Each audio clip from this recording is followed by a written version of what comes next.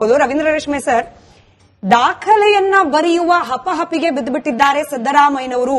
ಆ ದಾಖಲೆಯ ಮುಂದೆ ಅವರಿಗಿದ್ದ ಸಮಾಜವಾದವಾಗ್ಲಿ, ಅಹಿಂದ ಜನರ ಪರವಾದ ತುಡಿತವಾಗ್ಲಿ, ಅಭಿವೃದ್ಧಿ ಪೂರಕವಾದ ಆಲೋಚನೆಗಳಾಗ್ಲಿ ಇದ್ಯಾವುದು ಕೂಡ ಸದ್ಯಕ್ಕೆ ಗಣನೆಗೆ ಬರ್ತಾ ಇಲ್ಲ. ಕೇವಲ ಅರಸರ ದಾಖಲೆಯನ್ನ ಮುರಿದು ಲಾಂಗೆಸ್ಟ್ ಸರ್ವ್ಡ್ ಚೀಫ್ ಮಿನಿಸ್ಟರ್ ಅನ್ನೋ ದಾಖಲೆ ಬರೆಯುವ ಹಪಹಪಿಗೆ ಬಿದ್ದುಬಿಟ್ಟಿದ್ದಾರೆ ಸಿದ್ದರಾಮಯ್ಯನವರು ಅಂತ ಹೇಳಿ ಸೋಷಿಯಲ್ ಮೀಡಿಯಾದ ಒಂದು ಪೋಸ್ಟ್ ನ ನೋಡಿ ಪ್ರಶ್ನೆ ಕೇಳ್ತಿದ್ದೀನಿ. ಹೌದಾ ಇಲ್ವಾ? ನಿಮ್ಮಿಂದ ಉತ್ತರ. ಅಲ್ಲ, ಕಾಂಗ್ರೆಸ್ ಪಕ್ಷದಲ್ಲಿ ಇವತ್ತು ಆಂತರಿಕ ಪ್ರಜಾಪ್ರಭುತ್ವ ಜೀವಂತವಾಗಿದೆ ಅನ್ನೋದಕ್ಕೆ ಈ ಸ್ಪರ್ಧೆ, ಮುಖಾಮುಖಿ ಸ್ಪರ್ಧೆ ಆಗಿಬಿಟ್ಟಿದೆ. ಇಬ್ಬರು ದಿಗ್ಗಜಗಳ ನಡುವೆ ಅಧಿಕಾರ ಸಂಘರ್ಷ. ಅದರಲ್ಲಿ ಏನು ಮುಚ್ಚುಮರೆ ಇಲ್ವೇ ಇಲ್ಲ. ಆದ್ರೆ ಕಾಂಗ್ರೆಸ್ ಶಾಸಕರು, ಮಂತ್ರಿಗಳು ಎಲ್ಲರೂ ಬಹಳ ಮುಗ್ಧರು, ಅಮಾಯಕರ ತರ. ನಮ್ಗೆ ಏನೂ ಗೊತ್ತಾಗ್ತಲ್ಲ. ನನ್ನ ಕ್ಷೇತ್ರದಲ್ಲಿದ್ದೀನಿ, ನನ್ನ ಪೇಪರಲ್ಲಿ ನೋಡಿದೆ, ನಿಮ್ ಟಿವಿಯಲ್ಲಿ ಮಾತ್ರ ಕೋಲಾಹಲ ಇದೆ. ಅದೇನಿಲ್ಲ, ಇದು ನಡೀಲೇಬೇಕಾಗಿತ್ತು.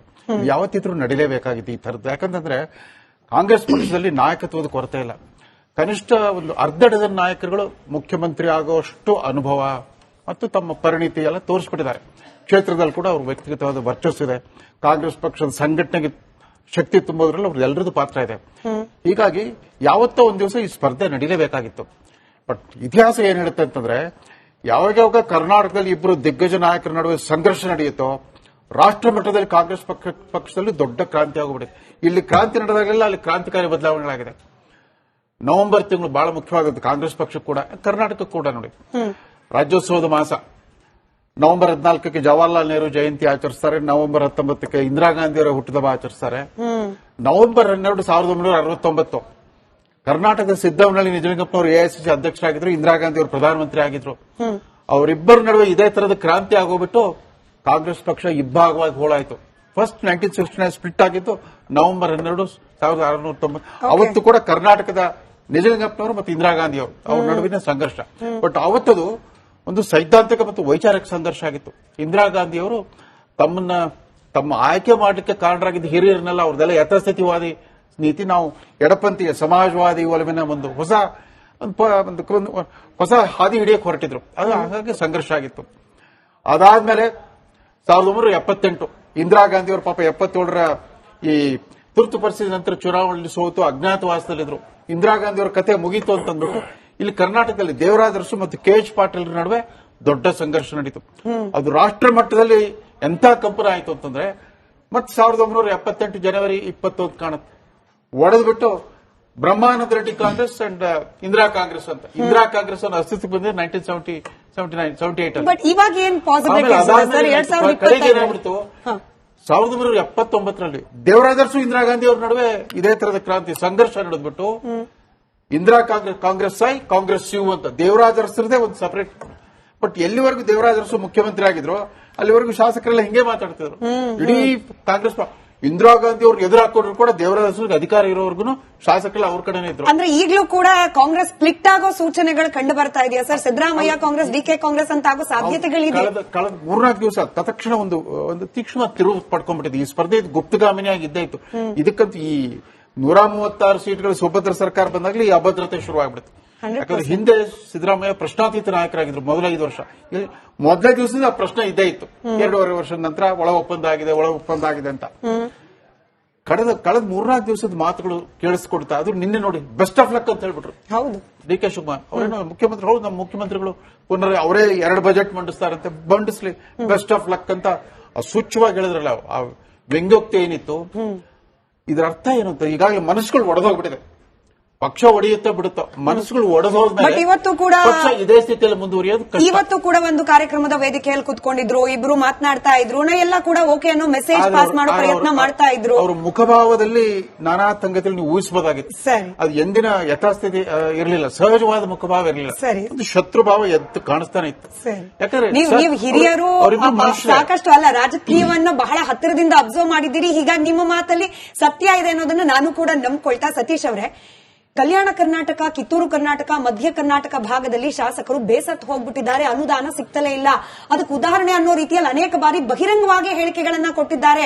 ಹಿಂಗೆ ಆದ್ರೆ ನೆಕ್ಸ್ಟ್ ಟೈಮ್ ವೋಟ್ ಕೇಳಕ್ ಹೋದ್ರೆ ಜನ ಮುಖ ಕುಗ್ದ್ಬಿಟ್ಟು ವಾಪಸ್ ಕಳಿಸ್ತಾರೆ, ಹಿಂಗಾದ್ರೆ ಆಗೋದಿಲ್ಲ ಅಂತ ಹೇಳಿ ಅಂಥ ಶಾಸಕರು ಕೂಡ ದೋ ದೇವರ್ ಇನ್ ಸಿದ್ದರಾಮಯ್ಯ ಕ್ಯಾಂಪ್ ಇದೀಗ ಅನಿವಾರ್ಯವಾಗಿ ಆ ಅನುದಾನ ಸಿಗ್ಲಿ ಅನ್ನೋ ಕಾರಣಕ್ಕಾದ್ರೂ DK ಶಿವಕುಮಾರ್ ಅವರಿಗೆ ಬೆಂಬಲ ಕೊಡ್ಲಿಕ್ಕೆ ತಯಾರಿದ್ದಾರೆ ಅನ್ನೋದು ಒಂದು ವಾದ ಬರ್ತಿದೆ. ಏನ್ ಹೇಳ್ತೀರಿ? ನೋಡಿ, ನಾನು ಮೊದಲನೇದಾಗಿ ಹೇಳ್ಬೇಕಂತಂದ್ರೆ ಇಡೀ ಇತಿಹಾಸ, ನಾವು ರೇಷ್ಮೆ ಸರ್ ಹೇಳ್ತಾ ಇದ್ರು, ಇಡೀ ಇತಿಹಾಸದಲ್ಲಿ ಕಾಂಗ್ರೆಸ್ ಇಬ್ಬಾಗ ಆಗಿದ್ದು ಅದನ್ನ ಕಥೆಗಳನ್ನೆಲ್ಲ ಹೇಳ್ತಾ ಇದ್ರು. ಆದ್ರೆ ಅಧಿಕಾರಕ್ಕಾಗಿ, ಅಧಿಕಾರದ ಹಂಚಿಕೆಗಾಗಿ ನಡೆದಂತಹ ಎರಡು ದೊಡ್ಡ ಬೆಳವಣಿಗೆಗಳು ಅಂತಂದ್ರೆ 2020 ಸರ್ಕಾರ, ಕುಮಾರಸ್ವಾಮಿ ಮತ್ತೆ ಯಡಿಯೂರಪ್ಪನವರ ಸಿದ್ಧ ಮಾದರಿಯ ಸರ್ಕಾರಗಳು. ಒಂದು ರಿಪೋರ್ಟ್ ಅನ್ನು ರೆಡಿ ಮಾಡಿಕೊಂಡೇ ನಾವು ಅಧಿಕಾರವನ್ನ ನಾವು ಇಬ್ರು ಹಂಚಿಕೆ ಮಾಡಿಕೊಡ್ಬೇಕು ಅನ್ನುವಂತಹ ಕಾರಣ ಇಟ್ಕೊಂಡೇ ಅದು ಅಧಿಕಾರಕ್ಕೆ ಬಂದಿದ್ದು. ಆದ್ರೆ ಈ ಸರ್ಕಾರದಲ್ಲೂ ಕೂಡ ಅದೇ ರೀತಿಯಾದಂತಹ ಏನೂ ಅಗ್ರಿಮೆಂಟ್ ಆಗಲಿಲ್ಲ ಅಷ್ಟೇನೆ.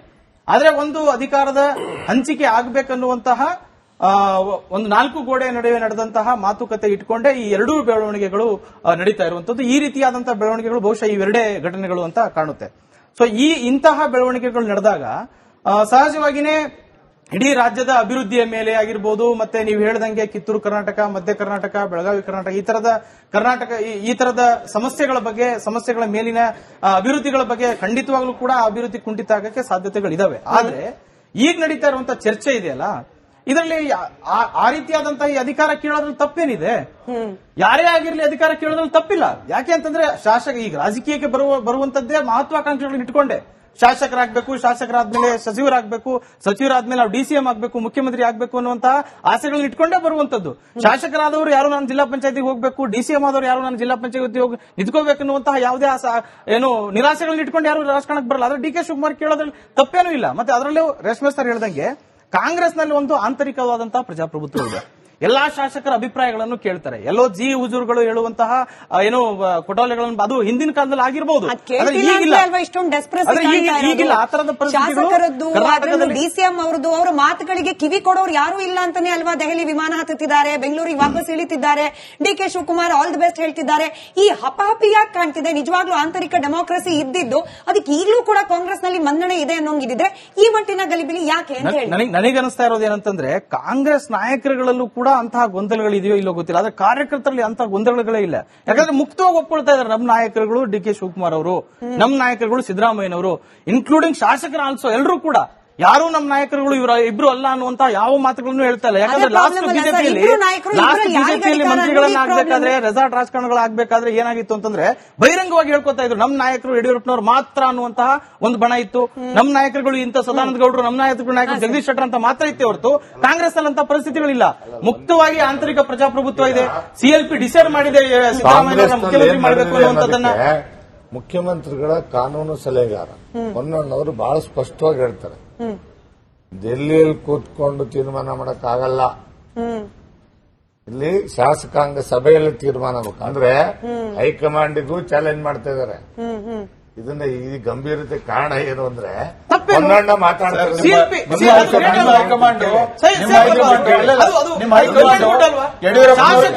ಇವ್ರ ಹೈಕಮಾಂಡ್ ಯಡಿಯೂರಪ್ಪನವ್ರಿಗೆ ಒಂದು ಮಂತ್ರಿಮಂಡಲ ರಚನೆ ಮಾಡ್ಲಿಕ್ಕೆ ಅನುಮತಿ ಕೊಡ್ಲಿಕ್ಕೆ ಒಂದೂವರೆ ತಿಂಗಳು ಇಡೀ ಕರ್ನಾಟಕದಲ್ಲಿ ಅತಿವೃಷ್ಟಿಯಾಗಿ ಇಡೀ ಕರ್ನಾಟಕದಲ್ಲಿ ಯಾವ ಬಿಜೆಪಿ ಶಾಸಕರಿಗೆ ಮಂತ್ರಿ ಮಾಡ್ಲಿಕ್ಕೂ ಅಂದ್ರೆ ಈ ಪೊನ್ನಣ್ಣ ಹೇಳಿದ್ದಾರೆ. ವಿಸ್ಮಿತ ಅವರು, ನಾನು ಒಂದು ಮಾತು, ಪೊನ್ನಣ್ಣ ಹೇಳಿರೋದ್ರಲ್ಲಿ ಯಾವ ಇದು ಇಲ್ಲ. ಖಂಡಿತವಾಗ್ಲೂ ಅಂತಹ ಬೆಳವಣಿಗೆಗಳು ಆಗ್ಲೇಬೇಕು. ನನ್ನ ಮೊದಲ ಪ್ರಶ್ನೆ ಅದಕ್ಕೆ 50 ಶಾಸಕರ ಸಹಿ ಸಂಗ್ರಹ ಕೋಳಿವಾಡ ಸರ್ ಇಲ್ಲ ಅಂದ್ರೆ